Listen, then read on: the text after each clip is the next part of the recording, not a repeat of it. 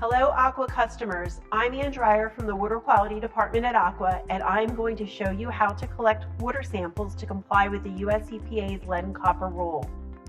This rule was developed to help utilities provide safe drinking water that will not be corrosive to customers' plumbing that may contain copper and lead. These samples help to assess the need for or the effectiveness of corrosion control treatment to minimize customers' exposure to lead and copper through drinking water. If you are requested to collect a water sample for lead and copper analysis, please follow the guidance provided in this video. To ensure that the sample is collected in an appropriate manner, please follow these instructions. Number 1. Stop using water in your home for at least 6 hours before sampling. Either early mornings or in the evenings upon returning home from work are the best sampling times to ensure that the necessary 6-hour water stagnation requirement is met. Number 2, choose a kitchen or bathroom faucet that has been used regularly to collect the sample from. Do not collect a sample from a water fixture that is not regularly used for consumption, such as an outside faucet, laundry tub faucet, bar faucet, shower/bathtub faucet. Number 3, ensure that you collect a sample from a tap that does not have a point of use treatment unit, such as a filter. Number 4, do not intentionally flush the tap before the start of the 6-hour stagnation period. However, ensure the cold water was last used at the tap.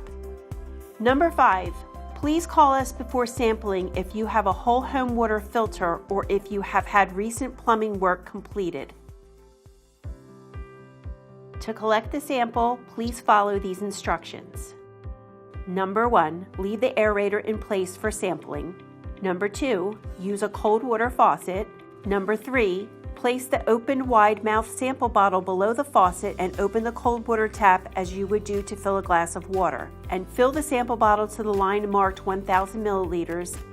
Number 4, turn off the water without allowing any water to run into the sink. Number 5, tightly cap the sample bottle. Once you have finished collecting your sample, please complete the form that was provided with your sample bottle.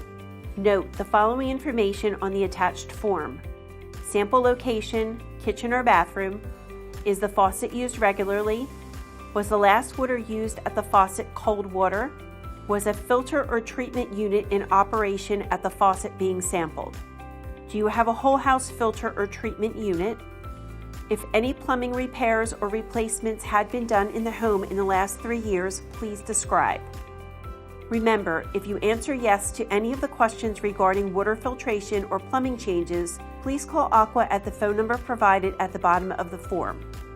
Finally, provide the time and date that the water was last used and the time and date that the sample was collected.